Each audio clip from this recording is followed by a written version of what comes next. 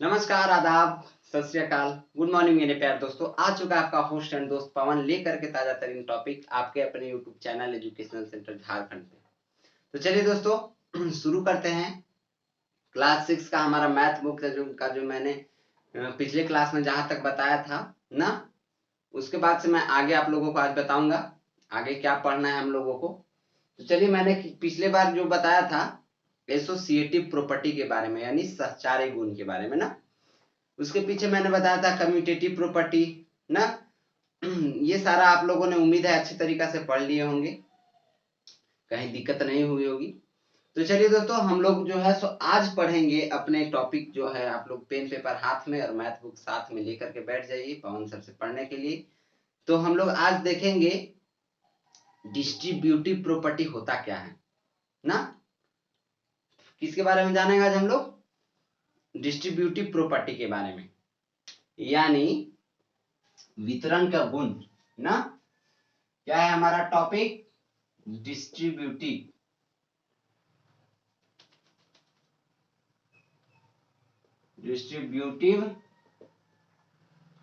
Property ना। इसको हिंदी में बोला जाता है वितरण का गुण। क्या बोला जाता है?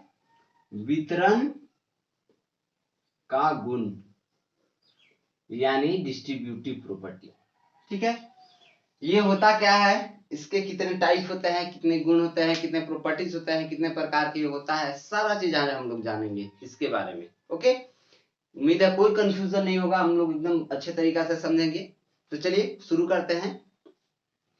डिस्ट्रीब्यूटिव प्रॉपर्टी में पहला टॉपिक है, आप लोग बुक में भी वहां पे देख सकते हैं। हम लोग इसमें पहला टॉपिक के बारे में जानेंगे योग और गुणन ना। योग पर गुणन का वितरण। क्या है टॉपिक? योग पर गुणन का वितरण,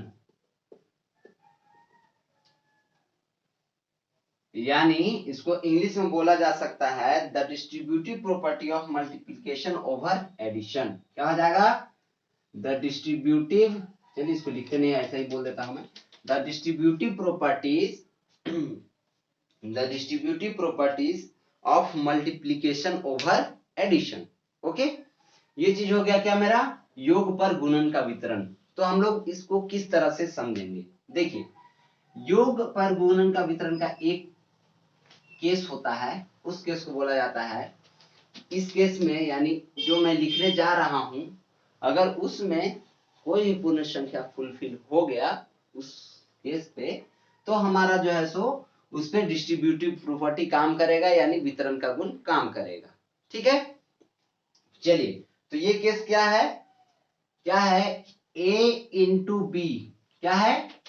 a इंटू बी, नहीं, a into bracket b plus C is equal to a into B plus, उसके बाद है a इंटू सी।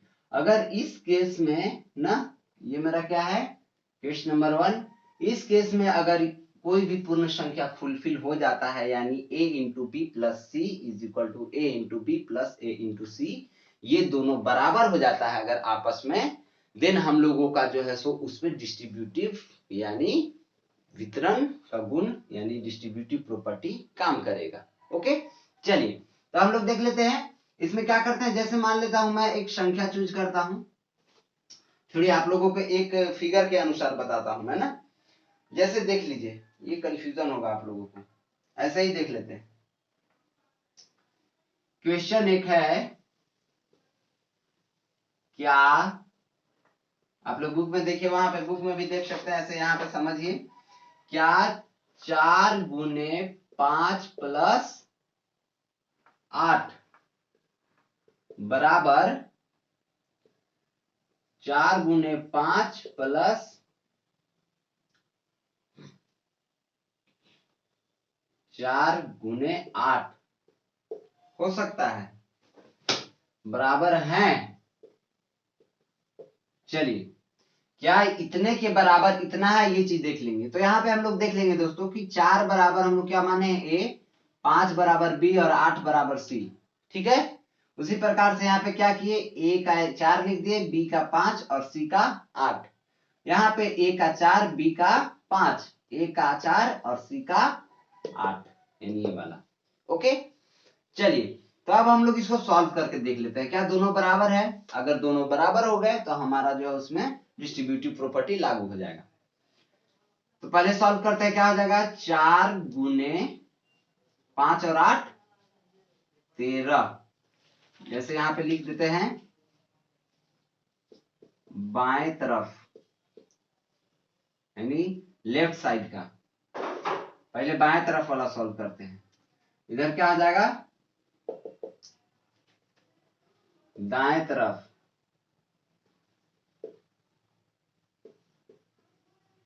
यानी राइट साइड। चलिए तो क्या आ जाएगा, 4 गुने 5 और 8 कितना आता है, 13। 5 और 8 13 बराबर क्या आ जाएगा, 13 चौका 52 यानी 52। ठीक है, 13 4 जा 15 2। अब हम लोग यहाँ पे सॉल्व करेंगे, 4 गुने 5 बराबर क्या हो जाएगा, 20 प्लस 8 चौका 32 यानी 4 32। अब क्या करेंगे, ये दोनों को जोड़ देंगे। जोड़ने के बाद क्या आता है मेरा, 30 और 20 50 और 2 52, यानी दोनों का जो है सो अगर पूर्ण संख्या इसमें लागू किया जाए, पूर्ण संख्या को दोनों को गुना और जोड़ इस तरह से किया जाए, तो यहाँ पे हम लोगों का दोनों का आंसर जो है सो सेम आता है यानी बराबर आता है। जब हम लोगों का दोनों का सेम आ गया यानी इसके बराबर ये हो गया, क्या हो गया, ये फुलफिल कर गया किस पे, a into B plus c चूंकि a into B plus c, ये गुना है एक्स मत समझ लेना, बराबर a into B plus a into c, ये दोनों बराबर है, इसलिए 4 गुने 5 प्लस 8 बराबर हो जाएंगे किसके, 4 गुने 5 प्लस 4 गुने 8, ये दोनों आपस में बराबर हो गए। ये मेरा हो गया क्या, ये इसमें डिस्ट्रीब्यूटिव प्रॉपर्टी काम करेगा यानी डिस्ट्रीब्यूटिव प्रॉपर्टी इसमें लागू होगा। ये हमारा हो गया गुणन, क्या हो गया, योग पर गुणन का वितरण, यानी योग और गुणन का वितरण, गुणन जो दोनों में हम लोगों का जो है सो डिस्ट्रीब्यूटिव प्रॉपर्टी लागू होता है। ठीक है, ये चीज तो हम लोगों ने देख लिया किस तरह से सॉल्व किया, कहीं प्रॉब्लम नहीं है ना, नहीं। चलिए यहाँ पे अब हम लोगों ने देख लिया, अब हम लोग समझेंगे क्या, इसमें अगर ये योग पर गुणन का वितरण था तो हम लोग अगर यहाँ पे कर दे घटाव यानी व्यवकलन, तो व्यवकलन पे क्या गुणन का वितरण किया जा सकता है या उस पे संभव है, क्या है क्वेश्चन हमारा अगला। ये चीज हम लोगों ने योग वाला समझ लिया, अब हम लोग क्या समझेंगे, घटाव वाला यानी जोड़ वाला समझ लिए हम लोग, अब हम लोग समझेंगे घटाव वाला। घटाव वाला में क्या गुणन का वितरण लागू किया जा सकता है, ये चीज देख लेंगे ना। चलिए तो हम लोग पहले इसको मिटा लेते हैं, उसके बाद हम लोग उस चीज को समझते हैं। यहाँ पे देख लीजिए, हम लोगों को अगले बार की सेम कंडीशन है, बस वहां पे क्या कर देना है, घटाव, तो हम लोगों को क्या प्राप्त होता है ये हम लोग देखेंगे। ओके,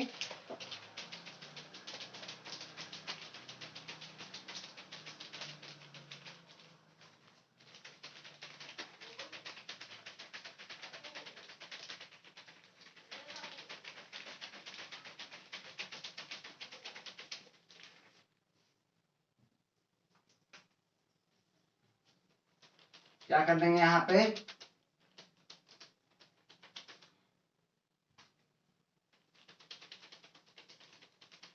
घटाव,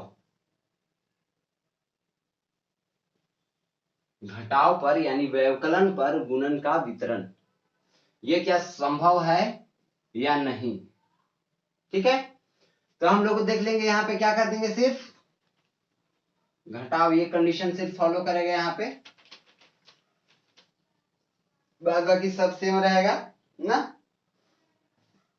चलिए तो हम लोग यहाँ पे एक संख्या जो वही था वही ले लिए, उसी संख्या को हम लोग देख लेते हैं किस तरह से होगा। तो ए को हम लोग 4 मान लिए, बी को 5 और सी को 8। बाएं तरफ पहले सॉल्व करेंगे, क्या आ जाएगा, 4 इंटू 5 में से अगर 8 को घटा दिया जाए ना, तो मेरा क्या प्राप्त होता है, -3। क्या प्राप्त होता है, -3। अब हम लोग यहाँ पे क्या करते हैं, इसको क्या करेंगे, 4/3 गुना करेंगे तो क्या आ जाएगा, -12। ये आ गया मेरा बाई तरफ यानी लेफ्ट साइड का। अब हम लोग RHS यानी राइट हैंड साइड में जाएंगे। ये LHS का था, हम लोग राइट हैंड साइड में देखेंगे क्या हो जाएगा। 4 गुने 5 बराबर 20 माइनस 4 8 32। इसमें से अगर घटाया जाए दोनों को तो क्या आ जाएगा मेरा क्या आ जाएगा, -12। 10 में से 2 गया, सॉरी, अगर यहाँ पे इस तरह से घटाया जाए ना तो 10 में से 2 गया, 8 हो गया। उसके बाद 1 में से 3 जाएगा, इसलिए 30 में से 20 गया, 10 ना।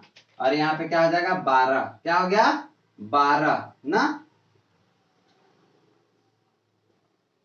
-12। क्या आ गया मेरा, -12। देन हम लोगों को ये पता चल गया कि इस दोनों में, दोनों कंडीशन में, सेम कंडीशन में भी जो है सो हमारा लागू होता है या नहीं। तो हम लोगों को इस ये से पता चल जाता है कि दोनों जो है सो क्या है, बराबर है या फिर 1 सेकेंड, यहाँ पे कुछ और संख्या ले लिया है, आप लोग देख लीजिए 1 सेकेंड, कुछ और संख्या नहीं ले लिया है ना।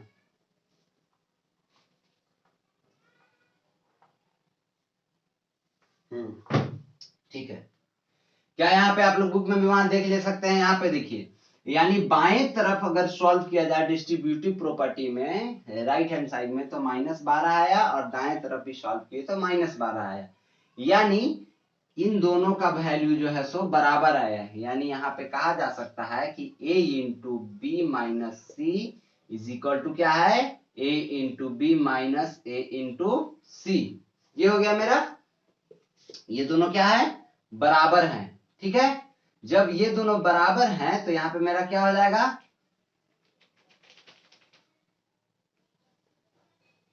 यहाँ पे मेरा क्या हो जाएगा, 4 into 5 minus 8 is equal to 4 into 5 minus 4 into 8।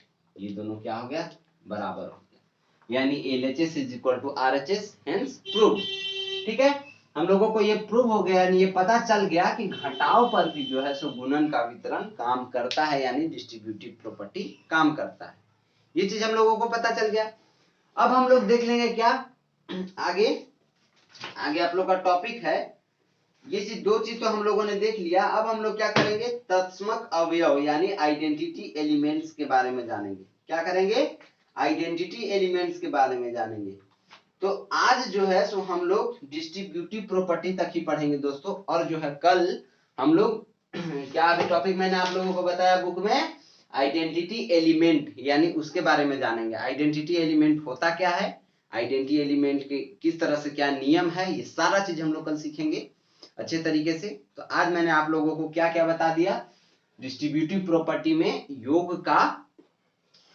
योग पर गुणन का वितरण बता दिया, और व्यवकलन यानी घटाव पर गुणन का वितरण बता दिया। इसके दो प्रॉपर्टी थे, यानी दो टाइप थे। ये चीज हम लोगों ने क्लियर कर लिया। अब हम लोग मिलेंगे नेक्स्ट क्लास में। तब तक के लिए आप लोगों के लिए एक इंफॉर्मेशन है कि आपका बोर्ड जो है सो जिस दिन चेंज होगा उस दिन आप लोगों को सरप्राइज मिलेगा। अब क्या सरप्राइज मिलेगा, सरप्राइज तो सरप्राइज होता है भाई, सरप्राइज जब आएगा तो आप लोग खुद देख लीजिए।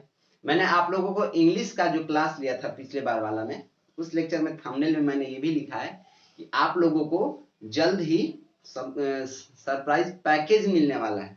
पैकेज पे गौर कीजिएगा, पैकेज मीन्स एक सरप्राइज नहीं मिलने वाला है, शायद हो सकता है आप लोगों को 2-3 सरप्राइज मिले।